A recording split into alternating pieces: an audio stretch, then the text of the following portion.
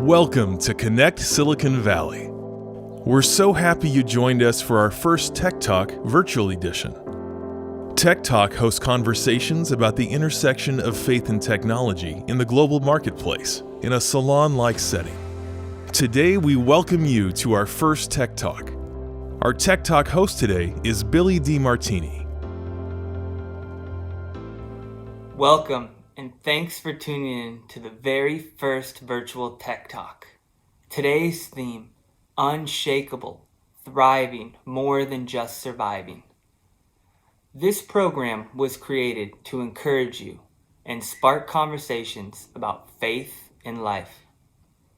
Now, it's my pleasure to introduce the moderator of today's event, Christy Tong. Christy is an executive coach with over 25 years experience. Her clients include Amazon, Salesforce, and Facebook. She also hosts a really dynamic podcast called Leaders Get Real. So let's welcome Christy. All right, I think I'm off mute. Hello, everybody. It is extraordinary to have over 200 marketplace Christians in Silicon Valley gathered today to look at how we can not merely survive, but thrive amidst this pandemic. And not merely thrive individually, but thrive collectively. And as Christians, we have an unshakable faith foundation in Christ to stand in the midst of trials.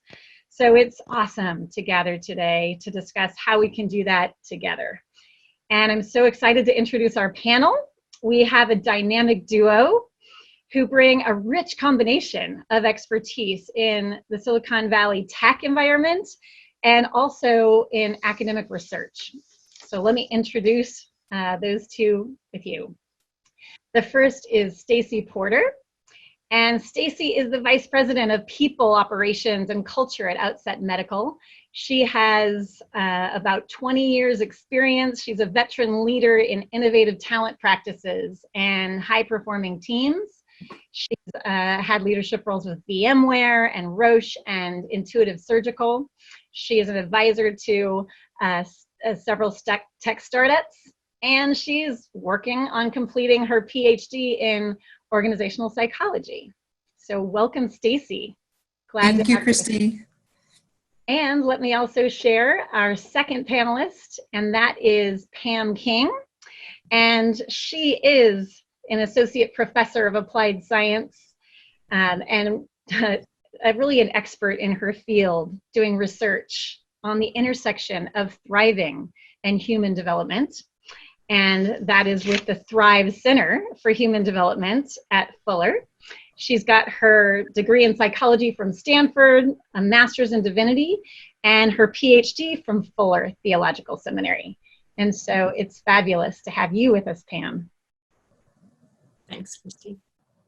All right, so let's talk about, for a moment, the current reality that we are all in, that none of us have ever experienced, this pandemic experience that we're going through.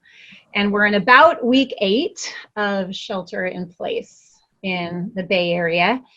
Many businesses have taken major blows.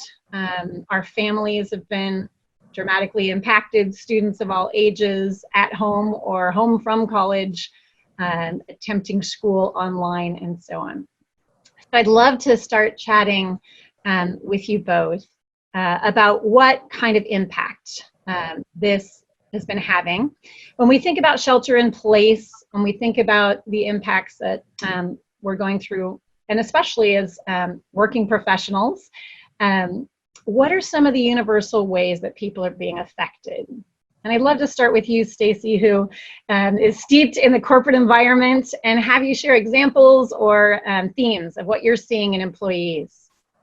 Absolutely, Christy. Happy to do that. In fact, I am in my office, in my organization, one of a skeleton crew because we are in the med device space, so deemed essential. And so we have a very small crew that's still working.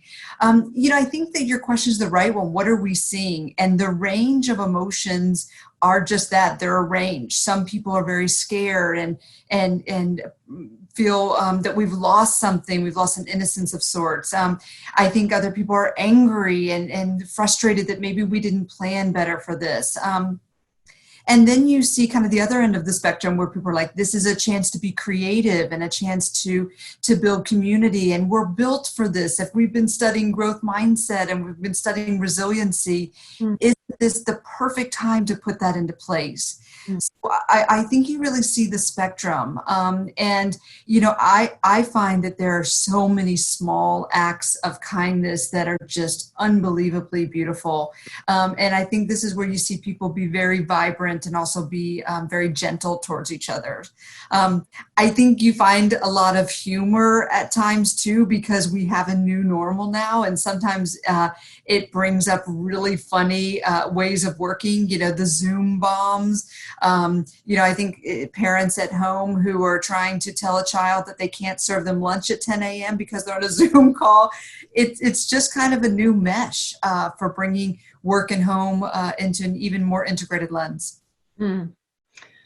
Great. And businesses are affected so differently. And I believe Outset is actually being of service in the midst of this. So you're actually looking at having a lot to do right now, whereas I know others are faced with things regarding their workplace where their business is literally shut down or on hold or has been dramatically reduced. And so I'm sure across the board, there's going to be such different reactions based on not only fear health-wise, but also fear business-wise. Absolutely. And I think, that is something we were just recently on a meeting with my whole team at Outset. We had a town hall and we were just doing some polls in the town hall, and we asked the team, what is one of the things that they're so grateful for right now? And it is to have a job with a company that they feel like is doing something important, but to have a job. And I think that in this time of uncertainty, the uncertainty of being able to work is really scary. There is that kind of first call to duty to safeguard our lives, but now we're safeguarding our livelihoods too, and that's complicated. Well, let's talk about it from a psychological perspective, because there are such impacts on that front. And so I want to turn to Pam.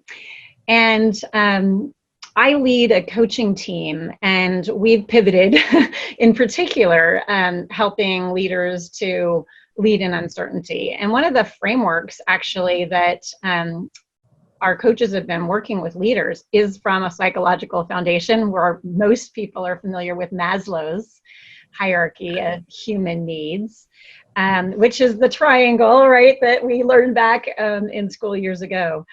But really just wanted to touch on human needs, and Pam, some of your perspective. That model has 3 different levels. At that base level is this surviving mode, basic needs, things like safety, finance, shelter, health issues. And then the middle level is esteem needs, things around belonging or value or connection. And the higher level is self-fulfillment needs, things around purpose or around potential. So Pam, any thoughts you want to start by sharing around what you see at play right now in this pandemic? Yes, definitely. I think that's well framed. It's funny, I don't hear about Maslow a lot these days, but a brand new book that just came out like 2 weeks ago called Transcend. That's kind of a revisioning and a revisiting of Maslow's work. That's really great, by Scott Barry Kaufman, a positive psychologist. My area of research and work has really been in this idea of thriving. And it is distinguished from resiliency is when we think of resiliency is bouncing back in the face of adversity. You come back to the status quo or back to where you were. And thriving is not just bouncing back, but it's bouncing beyond and bouncing forward and toward your purpose. So I've really emphasized that aspect of my work, and there's a lot of other people who study resiliency. But I think in this moment of pandemic, both this below the line and the above the line are simultaneously activated. And I almost think of a bicycle with 2 wheels, where maybe the back wheel is the resiliency wheel that is helping us get out from below the line, and then the front wheel is pulling us forward towards purpose. But it's important because we are so psychologically taxed right now. We are having to cope with issues of safety and shelter and toilet paper and food and basic things that didn't usually preoccupy a lot of our attention. And so we have less energy for things like belonging, relationships, or being purposeful and meaningful and generous. But the reality is we need to be operating both above the line and below the line. Positive emotions we cultivate from kindness and generosity and being purposeful and joy are absolutely essential to pull us through this really hard time. And I'd also like to comment that for those of us who find this as a time of disruption, inconvenience, and have the opportunity to rethink purpose and meaning and what God is calling us toward, we are so fortunate because so much of this world is really focusing on safety and below the line. And it's just something to pause and be mindful of. So we're grateful that we might have a few less soccer carpools or work commitments to be able to think through some of these issues of purpose and meaning. Well, let's build on that. We've been using the word thriving. Pam, do you want to just say a few words about what you mean when you say thriving, and for us to collectively get around that? Sure, absolutely. That's one of those great words. People love to say thrive. It just feels good, and who does not want to thrive? But what it is up for lots of debate. So often when we think about thriving, we think of like a plant growing vigorously. And when I talk about thriving, I want to say, yes, it's vigorous growth, but it's not any growth. It's growth towards a direction. And as a person of faith, I think of that direction as what God is calling us towards our purpose. I love to throw out the word telos, but maybe that's another time. And when I think about purpose, it's not just my individual purpose, my success, my self-fulfillment, but it's really this journey of becoming the person God created me to be with and for others and with and for God. So there's a real communal orientation. So it's not just me thrives, but it's becoming an older adage, but we thrive. So I'm not thriving if I'm not enabling others to thrive. And in a land that is almost defined by the pursuit of happiness, it's really important that we emphasize that other orientation that I think is so consistent with the gospel and our beliefs. Yeah. Well, let's start first with ourselves and then broaden to that whole vision of what God wants us partnering with him on collectively. How can we bring about thriving? Maybe that oxygen mask analogy, if there's pressure in the cabin, first, put on the oxygen mask yourself so that you can be in service of others with their oxygen. So Pam, you in a blog for the Thrive Center framed some things up with this, a framework around first get grounded, then get connected, and ultimately get directed. And so with you and Stacy, I'd love to talk through that frame, starting with ourselves of how that can be a path for thriving, and talk about both the spiritual aspects at each of those points, as well as some real practical, or life hack kinds of aspects that can have us on a path for thriving. So get grounded.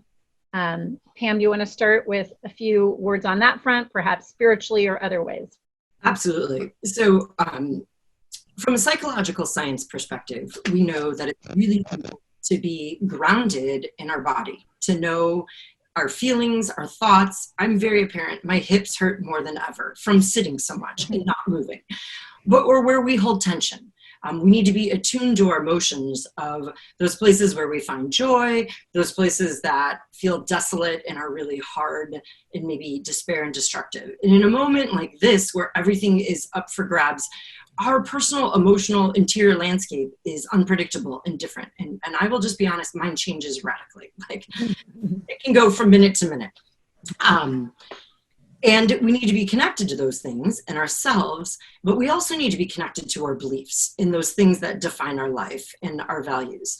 And so I found many of our traditional Christian practices are absolutely so helpful for both being connected to ourselves as individuals, or grounded in ourselves, but also grounded in our beliefs in what matters most in life. And so everything from practices of just silence, of different forms of meditation, whether it's like a Lectio Divina in reading the Bible, imaginatively, or studying the Bible, different types of mindfulness practices that really help us become aware of ourselves, even just attending to our breath. We have traditions in the Christian tradition of the breath prayer, and there's really popular mindfulness meditations as well about the breath. And there's lots of resources on the internet, and I can speak to those if you'd like to a little bit, Christy. Great. Thank you for the starting point there. And Stacy, I want to bring you in as well on this idea around getting grounded. Yeah, I have to say, I love Pam's framework because I do think it starts with us. We are the first step to take. And in that getting grounded, one of the things I think it's easy to do, especially kind of in the lives we live today, is just be busy. And it's kind of like, what are we busy with? And I think, in Pam's framework, getting grounded is really to start to look at, where do I need to be? Where is my highest use and my best purpose? And I think, organizationally, we often think about, if you have this finite amount of time, where are you spending it? Your priorities are kind of what you're showing up for. And we often think about it in kind of this 4 R's model, and I'll break it out kind of down the road, maybe not here, but it really has, these R's are ways to create kind of signal and voice and the ability to listen to where we need to be. Kind of replacing, is this what I should be doing right now? Would I replace this with something of higher value? Would I reduce what I'm doing so that it's good enough, and good enough is actually where I need to be? Would I reassign it to somebody who would actually be better at doing this? Or would I renegotiate an aspect of this so that I can get a little bit more room to deliver? And I think that's really just a path to simplicity and taking some of that busyness out of our lives. Yeah, it's interesting where there was sort of this immediate lull where everything stopped with shelter in place and this, vast void. And it would be telling to look at how quickly that space has filled up with a different kind of busyness. So I love that. Your 4 R's: replace, reduce, renegotiate, or reassign. You got it. Nice job, Christy. Path to simplicity, to really be in that space of being grounded. Well, let's talk about the get connected piece. And Stacy, perhaps you want to keep going in thoughts around that element. Yeah, I think one of the things that I am so bolstered by in this time is the ability for people, even in kind of a physically isolating experience, to be so connected or to strive for connection. And this is Pam's part of the framework, where it's really about getting connected. It's kind of taking yourself and putting it to the side and giving of yourself, but not taking in.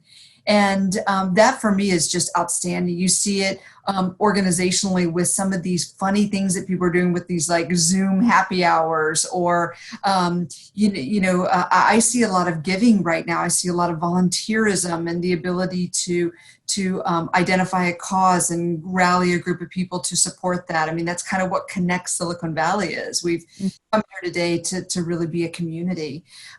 So I think the Get Connected is really about tribe. And one of the things that I think about is in the people that I care about and that I'm close to, who roots for my success? Who can I go to and be vulnerable and say, I'm having such a hard time. I am scared. This is really daunting. I feel anxious all the time. I can't sleep. And saying that there's no judgment, but saying that is a release to say, I'm looking for a bit of help. Mm-hmm. I think that, the framework that Pam is laying for us, especially that connected piece, is A, to either give to individuals who need us, or B, to say, I need some fellowship and some support. And both of those are exactly what we should do right now. Now, we were chatting a bit prior to this, and in terms of get connected, at first there was this theme of isolation, like, oh, this is such radical isolation. But then there's this other phenomenon where there's so much connection. I was just in a Zoom call with my college roommates. It was our second one. We haven't spoken all year. I've got different mini reunions, that have been happening with extended family through video calls. So what are your thoughts around just navigating like all the connections that seem to be surfaced by this right now? Yeah, one of those things, that's such a great question, because when I've talked to our employees and fellow colleagues and just people in my network, what they'll say is they're cognitively exhausted. They're not physically exhausted. In fact, I clocked myself. I think I had one day working from home where I walked 475 steps. That's not a lot. I think you're supposed to do like 10,000 in a day. So we're not physically exhausted, but we're cognitively exhausted. And I think what the challenge is with that is, when do I say I have to find some boundaries? I'm going to start at 8. I'm going to end at 6. I'm taking the lunch hour off. Fridays, I'm off Zoom after 3 or 12. I think this is probably where Pam is going to go next, where you start to make commitments to yourself and say, I'm getting used up here, and I need to find a way to bring back in a spirit and an essence of myself, because it's bleeding out of me in a way with all of this kind of over connection in a way. So I think that you have to make intentional decisions, and it's hard. Mm-hmm. Pam, do you want to build on any of these thoughts on connected? I think perhaps in this area of connection, I have heard myself saying, I haven't adjusted to continually adjusting. Every week there's tweaking of this life with social distancing, in quarantine, etc. And I think, we had this fear, like you were saying, isolation, and then there was the Zoom boom, and now we're somewhat clouded by the Zoom gloom of over Zooming. So I just understand theologically, like, we are relational people. God created us in his image to be relational people. And that relationality is not a mass following or a mass belonging. It's not following 300 Instagrams. It's, or however many. But it's a very intimate knowing. And one of the most extraordinary things about the Christian gospel is God's intimate love and knowing of us, and wanting to be known by us. And I believe that is what we are called to do with human others, is to be known and know them. And so this vulnerability that Stacey's talking about is really paramount. And I really think one of the potential gifts of the pandemic can be a pivot and enabling people to pause and take stock of how they have connected with people. With the upsurge of social media, we all have so many friends, and there's this reality of maintaining connections through email and different networks, etc., which can be so meaningful. But now that we're a place where geography does not limit, and even in a moment where all of a sudden I can connect with colleagues all over, reunions, which is so meaningful, but it becomes overwhelming. We need to be really deliberate and intentional about just what Stacey was saying, of figuring out those priorities. Evolutionary psychologists talk about relational capacity, and humans really have limited relational capacity. We can only be truly intimate with a very small circle of 5 or so people. So people in leadership who lead networks, pastors, CEOs, Stacey's who are running organizations who are responsible for so many people, that is very exhausting. So I think we can do like some, the tidiness socially of evaluating who is most meaningful and important. And one of the ways, I think it's just really helpful to think about intimacy and accountability, of who can I share myself with and who am I accountable to? And we can't be accountable to that many people. But social media gives us a very false sense of intimacy. I live in Los Angeles, and I work with youth When Kobe Bryant died in January, and his daughter, tragically, the kids were deeply affected. Kids followed her and him on Instagram, and they had this sense of intimacy in knowing him, but they didn't have the reciprocity or the accountability. Now, that doesn't belittle their loss or trauma, but it helps us understand those relationships that are really most important are those ones that we have intimacy and accountability. And then we just need to be able to be mindful of other relationships, of those that we give to and give to us, how many people we can connect with. I've seen some research coming out on the cognitive fatigue of watching multiple screen faces. Generally, we don't closely watch for body language of all the faces on a screen. So I've become intentional, saying, let's just take a phone call. I'm going to walk while we talk because I'm going to go stir crazy sitting in my house all day. And we just need to be deliberate and mindful of when we connect by screen, and et cetera. Yeah, I'm also, mindful as we think about this from, workplace Christians as well, is being able to reevaluate or even deepen connections with people that we might have had a very sort of boundaried professional relationship with, but I'm seeing the opportunity to actually reach out to folks as they're struggling through things, and also seeing more depth happen and more, personal opportunity to get closer or to be in a different kind of supportive relationship with people that you work with. Well, I love Pam's thought about social tidiness and like how you think of those conversations that you want to participate in, and what is the level of quality you want to bring of yourself. Pam, I am going to that's going to be a little bit of homework for me tonight as I think about this talk, because I want to make sure that those connections are real and they mean something. They're both of our time, And the other thing too, Stacey, is sustainability as well. In that, some of us have different strengths. I'm generally good at connecting with folks, but I find often that I can create a false sense of closeness, or I can't make good on that because I can't maintain at that level all the connections. And I feel terribly, I hate letting people down, and I love to connect with people. And then I have the expectation that there's this closeness. So I think it's really, social tidiness is a good thing of how we can be our best selves for others. And who need us the most. Let's roll into the third arena around get directed. Pam, do you want to pick it up from there? And I'll bring in a question that's come up in the chat along the way in a moment.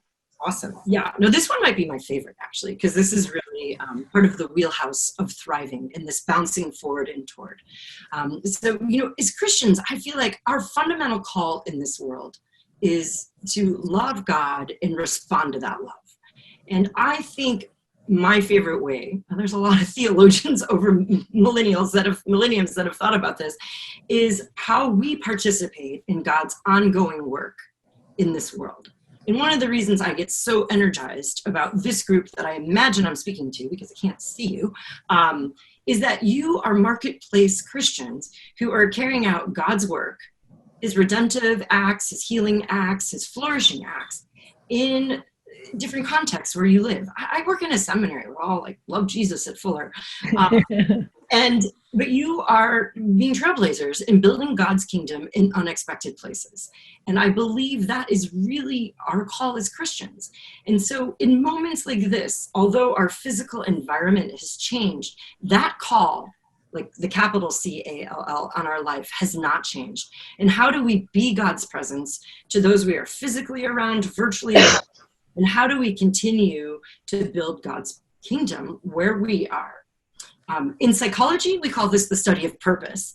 And just down or up the freeway, depending on where you guys are located, at Stanford University, Bill Damon has really pioneered a beautiful psychology of purpose that Kendall Bronk at Claremont Graduate School and some others have really helped flesh out. And I'm happy to talk a little more about that if you want. Well, there's a good transition here, perhaps, when we think about getting directed and we think about just purpose at the heart of that. Well, let me just throw this one out, Pam. Somebody earlier in the chat asked if you could say a word about transcendence and connecting to God for fulfillment, which is at that top of the hierarchy, so to speak, that above the line. Absolutely. One of my favorite words. So I'm a very rare psychologist that actually studies how people conceive of and experience transcendence, and particularly God.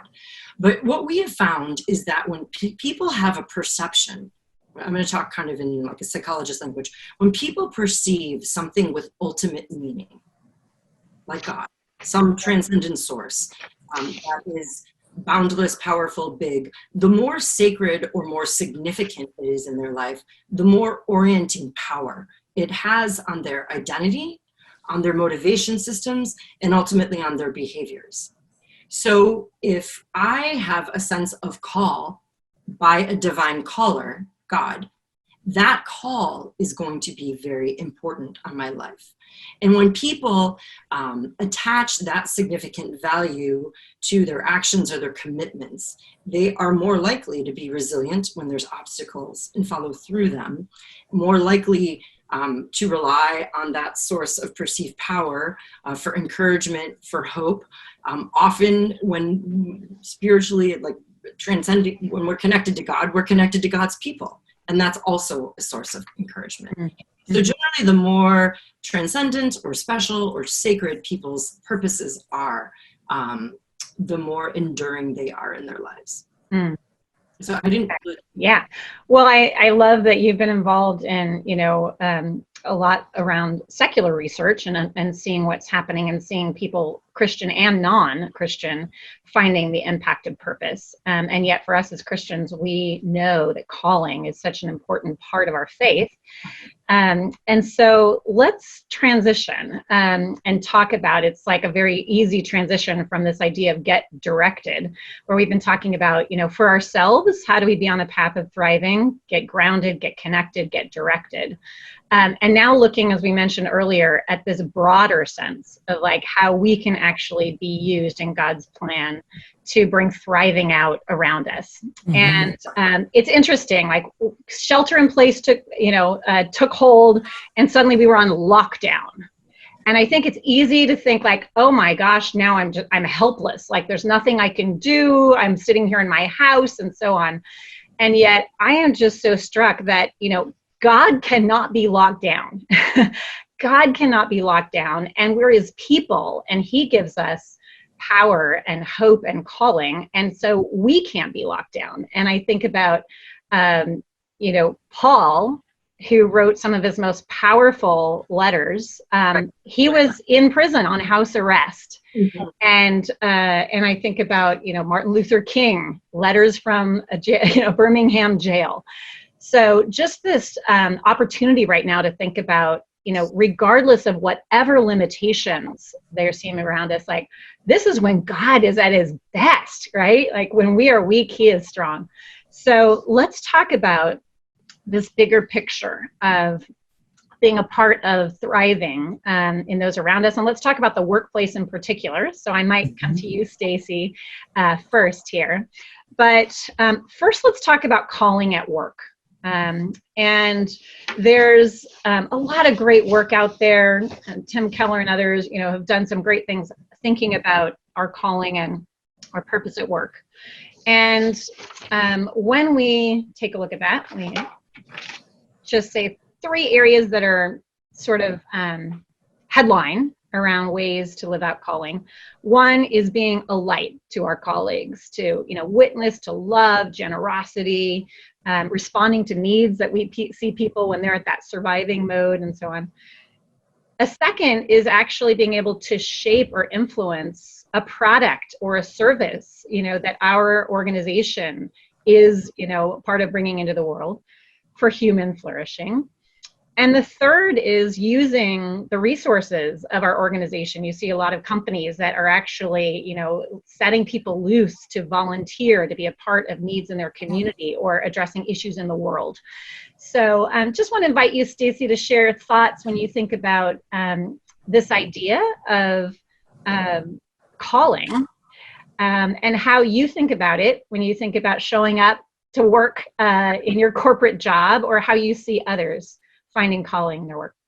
Yeah, first of all, I love this question, because I think if it was 5 years ago, saying calling in the workplace would make people uncomfortable. Mm-hmm. And I think now, because of so much of the positive psychology research around purpose-based living and really finding kind of what your highest purpose is, it's become part of the vocabulary. Mm-hmm. I think what's amazing about that is it started to transform organizational design, because organizations are not designed for what we know about human psychology. They are not designed for human performance. They're designed for control in a lot of mechanisms. Mm.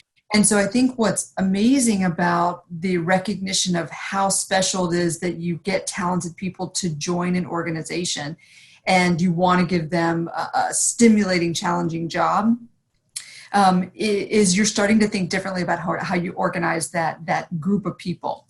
And the first thing I would say is, in organizations, one of the things I love to see is the ability to praise people directly.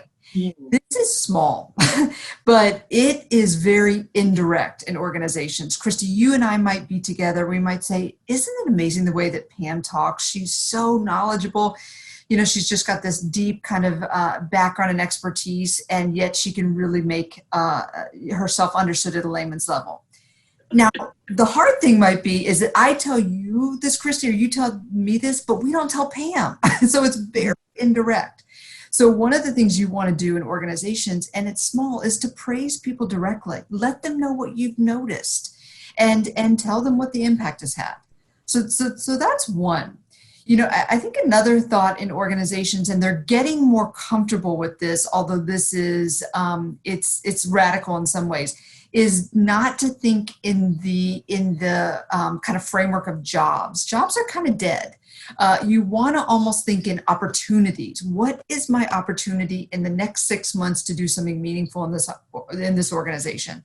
What decisions will I facilitate? What problem-solving skills can I bring to this? And really think about that. Now, you may say, well, that's very short term. Certainly it is. And what you want to then hope is that organization is agile enough to then say, hey, that opportunity and that gig went so well, let's bring you over here and have you contribute here. Mm-hmm. And so that's a real fluidity in organizations. Mm-hmm. And that goes back to your thought about calling, and the definition of that term is, point me where I can be most useful. Point me where I can be best directive and most additive. Mm-hmm. So I think those are two, one is a very small thing. One is a more kind of organizational design piece, but organizations thinking about how they redesign themselves for high performance and for talent is really a topic we're exploring more and more these days. Really cool. I see in the chat someone saying this is all well-intended talk, but how about, for those wrestling with homeschooling and trying to figure all this out and so on. Yes. There's a reality there. And so I think that in particular, when we think about, in our workplace and so on, it's how do we balance the tension of, having this higher, calling about what's, possible and how we can become better through this, and, some of the higher level ways we might respond when there's basic level needs, and being able to be authentic and acknowledge the reality and the heartache, the disappointments, the loss, or the stress that's happening for people. And certainly, that's a way too we can reach out to colleagues, is to recognize. I've seen such, in organizations where I'm coaching, I've seen such a divergence between some who are like, let's get on with it, let's get on with this, let's quit wallowing in this, and they've got this energy to go forward, or their type A personality is kicking in, where other people are just paralyzed. And just really struggling and have incredible things they're balancing with kids and other elderly parents, et cetera. But one thing I would say about this pandemic that I actually am so hopeful about is in organizations, you often have to apologize for your boundaries. I have a child to pick up. I have a parent that I'm taking grocery shopping. You have to either hide those or apologize for them. Now we're all in the same boat. So there's a lot of empathy for the challenge between getting my kid into Google Classroom for his science lesson while I'm on kind of a budget call. There's a bit more kind of empathy for that. So my hope is that we don't have to keep apologizing for those boundaries. Not yesterday, the day before, I was on a call with my CFO, and she said, I'm going to take my kiddo for a walk. So you know what? If we want to continue this, why don't you come on over and we'll walk together? And that's exactly what we did. So I think you also have to be flexible, and you have to think of a new paradigm for how we work. I will stop apologizing because I have a 10-year-old who needs help at night to put a PowerPoint together on polar bears. I'm not going to apologize for that. Those are just real boundaries. Yeah, so there's so much going on, again, hitting us at some base level needs, as well as this sense of higher calling, of how God wants to use us and partner with us and be our strength through this. And, I'm just struck, Paul, in fact, one of those letters he wrote from prison, when he talked about, just something we all have been feeling like everything's stripped away. Everything is stripped away right now. And I just keep thinking about Philippians 3, where he just said, I consider everything a loss because of the surpassing worth of knowing Jesus Christ. And when everything had been stripped away, he found that at the core is that this is way more valuable than anything else. And from that, you see this higher calling where he, even imprisoned, was able to reach out and have this broader touch and this broader influence. So let's come around this idea. We started with even thinking about our workplace. In a little bit, we're going to get to hop to a different breakout Zoom where we can be talking in trios. And hopefully there's some fodder here where you may be thinking about personally, what do I need to do? Some practices or decisions to get grounded or get connected or be directed. And then the next level is thinking about how can I be partnering with God to lean on him and let him use me in my workplace, whether with colleagues or with the impact that we're having as an organization.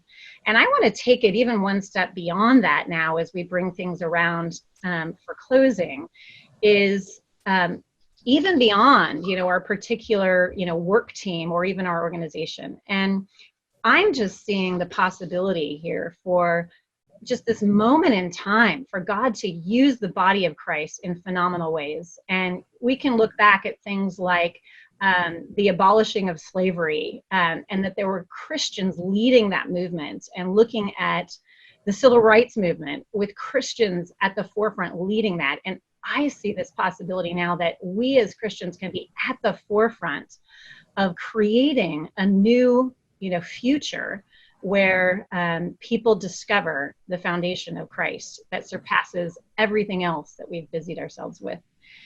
So there's ways of doing that.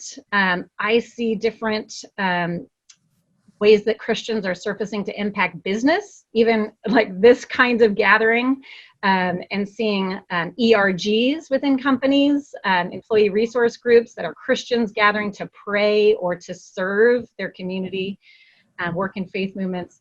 I see efforts to impact communities, where even in Mountain View, where I live, Christians of all different churches and denominations are meeting regularly at City Hall to pray and to partner with the mayor and the office to solve issues like homelessness and other needs. And I'm seeing things on even broader levels where Christians are coming together to lead movements around issues of poverty and other things.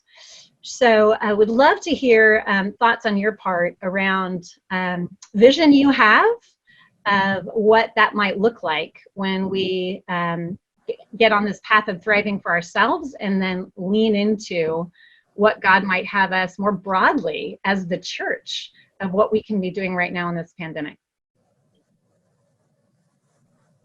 I'll let Pam start that.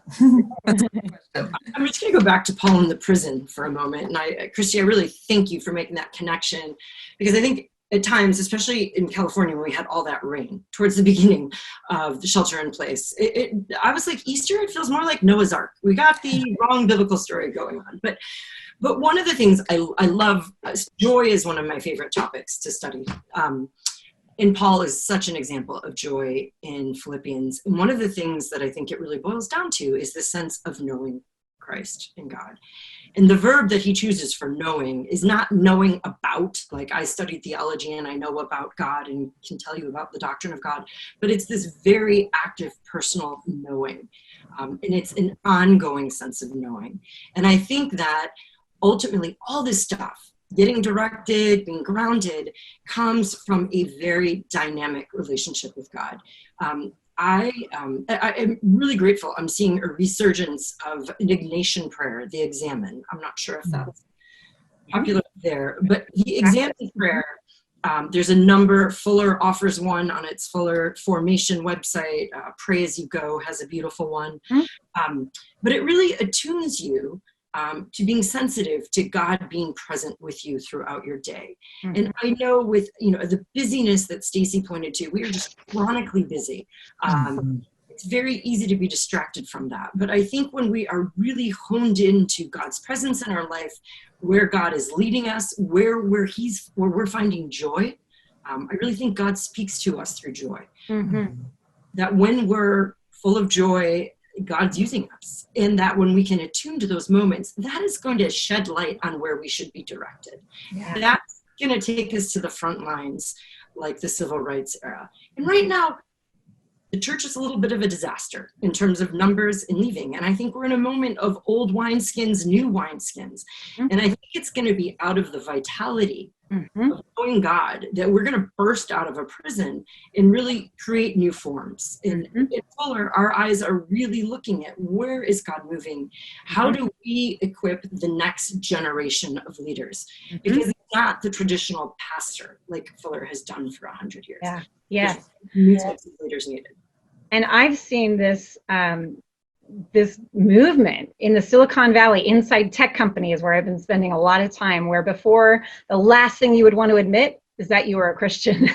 And now I see within companies, Christians surfacing and becoming visible and becoming connected with others. I see Transforming the Bay with Christ, a ministry that's uniting us as believers all throughout to join hands and have an impact. So a lot of exciting possibilities that this brings amidst the adversity. And so I want to now transition so that we can tie up this time and also get ready to join. We so wanted to have a chance for interacting, so you're going to have a chance to do that in trios after Billy ties things up for us to make a segue. We're going to have an opportunity to do something like this again soon, now that we've started the journey.